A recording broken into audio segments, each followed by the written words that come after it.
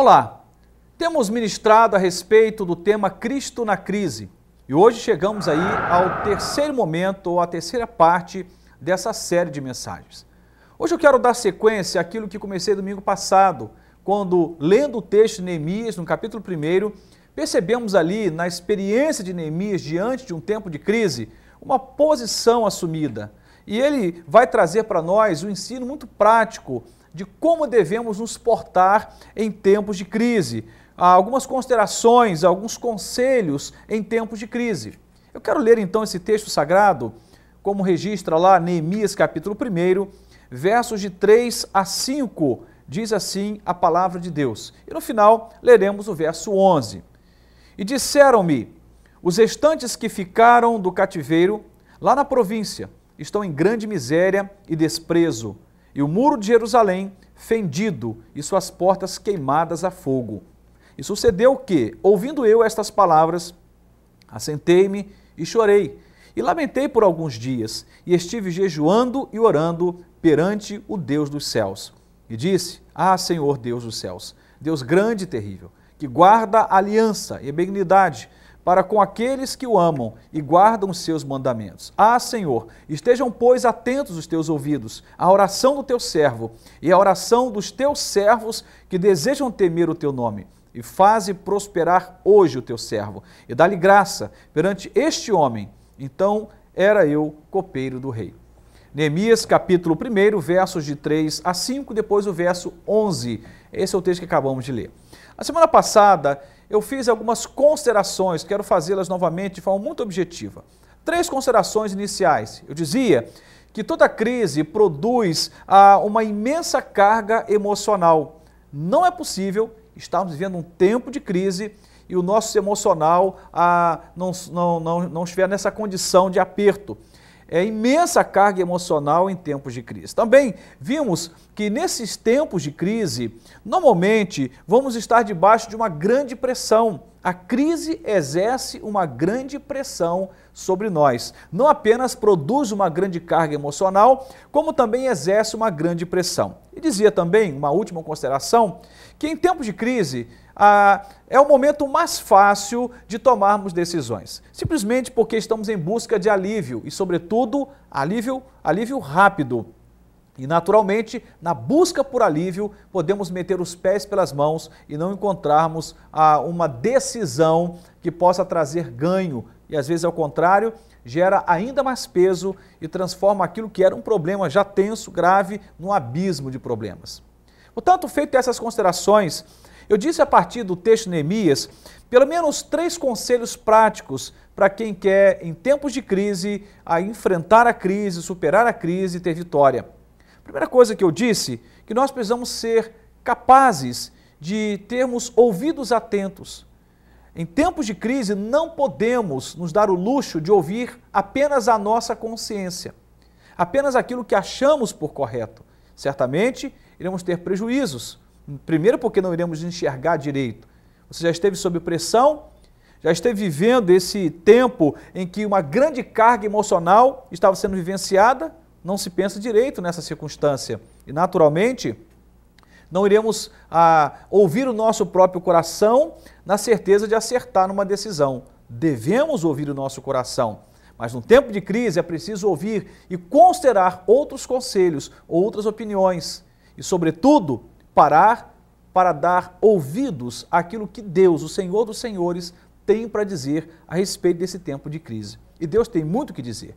A palavra dele está rica de conselhos sobre o que fazer em tempos de crise. Então, seja capaz de ouvir nesses momentos. Também eu dizia que você tem que se dar o direito de expressar fraqueza e perplexidade.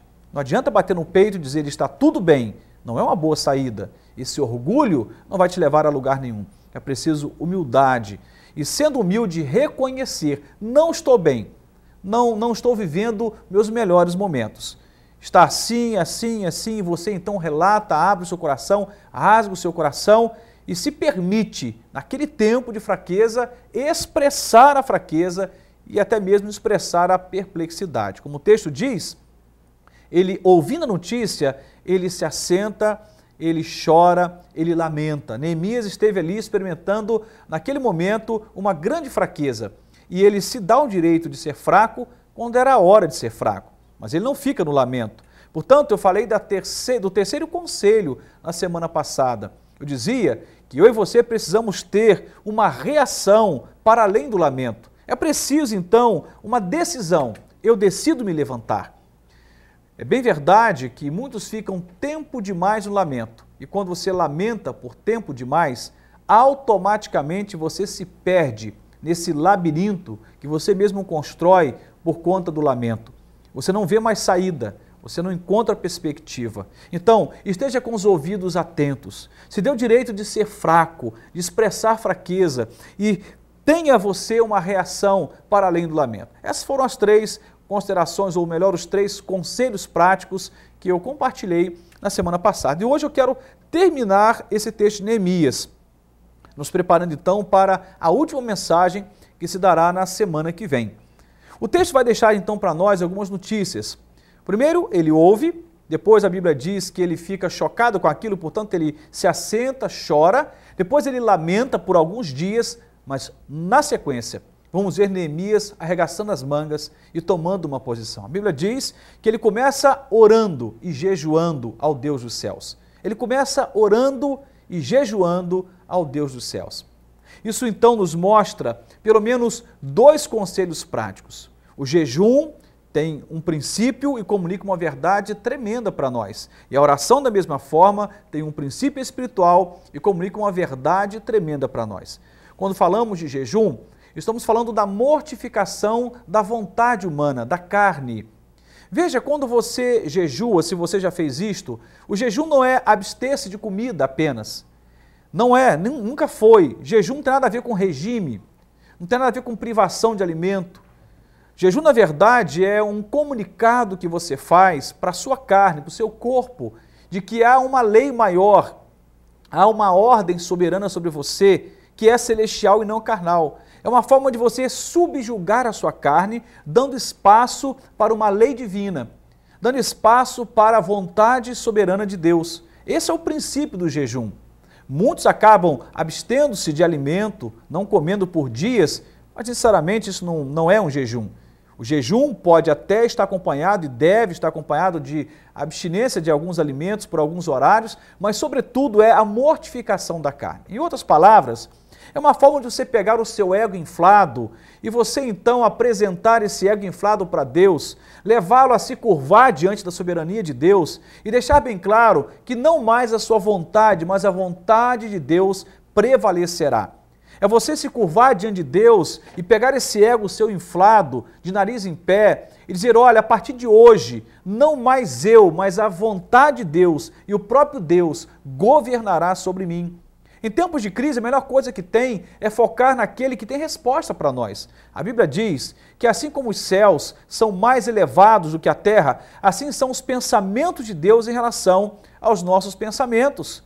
Portanto, é preciso que você aniquile a vontade da carne, que você aniquile a sua opinião, o seu querer e comece a escolher a opinião de Deus, o querer de Deus. Não quer dizer com isso que Deus vai te anular, que você vai perder identidade, não vai ser mais alguém que expresse na sua liberdade o que deseja, não é isto.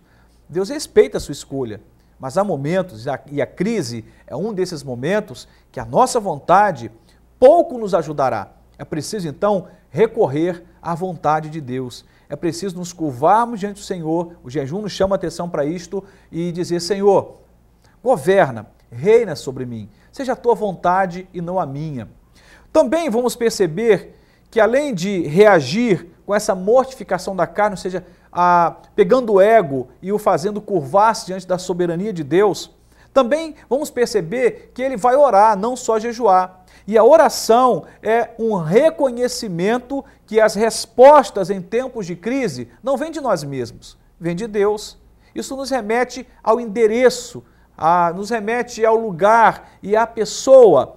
Estamos falando aqui de Cristo no trono, de um Deus que tudo governa. Ao orar, eu estou dizendo da minha impotência, estou dizendo da minha incapacidade, da minha incompetência. e ao mesmo tempo levando em consideração ao me curvar em oração, ao me dobrar diante de Deus, ao me ajoelhar diante do Senhor em oração, estou dizendo, Senhor, se eu não posso, o Senhor pode. Se eu não sei, o Senhor sabe. Se eu sou incompetente, o Senhor é amplamente competente para me tirar dessa situação. Eu me lembro, por exemplo, de Davi. Davi vai relatar isto no Salmo 40, que chegou um momento da sua vida que ele estava num atoleiro. Ele estava no lago, diz o texto sagrado, completamente atolado. Mas ele diz assim, o Senhor, não foi ninguém mais, o Senhor pegou os seus pés, tirou os seus pés desse lago, desse charco de lodo, colocou os seus pés sobre a rocha e firmou os seus passos. Ele diz, o Senhor se inclinou para mim e ouviu o meu clamor. E ele esperou com paciência, ele aguardou com paciência. A oração, ela faz isso. Ela faz com que eu entenda o meu lugar de incompetência, de impotência, de fragilidade, de pequenez e coloca Deus no lugar que Ele merece estar, de soberania, de governo, de mando. Deus está sobre todas as coisas. Ao sermos convidados a orar, como Neemias o fez, estamos sendo convidados a depender mais do Senhor. Eu tenho me assombrado com coisas que tenho visto e ouvido. Dentre algumas coisas, destaco o fato de que muitas pessoas têm usado a oração para tentar manipular Deus, para tentar dirigir Deus, para tentar converter Deus. Veja, a oração não é para mudar Deus, a oração não é para convencer Deus de nada, a oração é para mudar a nós mesmos, nos levando à consciência plena de que precisamos nos curvar diante dEle em submissão, com humildade, reconhecendo que toda a resposta à crise está em Deus e não em nós mesmos. E por último, o texto sagrado vai dizer, no versículo 11, já lido, de Neemias capítulo 1, a seguinte expressão, faze prosperar hoje o teu servo e dá-lhe graça. Veja, Neemias sabia que o prosperar estava nas mãos de Deus. Neemias sabia que Deus era gracioso, ou seja, ele era um Deus presenteador, galardoador, um Deus que tinha prazer em abençoar. Então, diante disso, estamos diante do terceiro conselho desta ocasião. Compartilhamos 3 conselhos anteriores, estou agora no terceiro conselho desta ocasião. E que seria o fato de que eu e você somos desafiados a reconhecer que o prosperar e a graça vem de Deus. Se a oração me faz me curvar diante do Senhor, reconhecendo minhas fraquezas e me remetendo à grandeza de Deus, de sorte ao fazer isto, eu preciso dar sequência agora reconhecendo que Deus vai me fazer prosperar e de que haverá a dispensação da graça de Deus sobre a minha vida. As coisas, prosperar aqui não é a ideia financeira, capitalista, não é isto. O prosperar pode envolver dinheiro, mas é mais do que isso. É quando Deus me faz andar para frente. É quando a minha caminhada é projetada triunfantemente para frente por causa do poder e da graça de Deus. O prosperar está no Senhor. E Deus não se esquece da sua aliança conosco. O prosperar está nas mãos do Deus da aliança. Ele disse que cuidaria de nós. Ele disse que Ele estaria conosco todos os dias até a consumação dos séculos. Ele afirmou que ninguém nos arrebataria das suas mãos. Ele deixou bem claro que bem algum faltaria aquele que temesse a Ele. Ele ainda afirma que Ele é bom para aqueles que por Ele espera, para a alma que o busca. Portanto, reconheça que o prosperar e a graça vem de Deus. Quero rapidamente lembrar o que falamos hoje, os 3 conselhos práticos de Neemias nessa ocasião. Eu disse agora há pouco que eu preciso reconhecer que as respostas à crise vêm de Deus.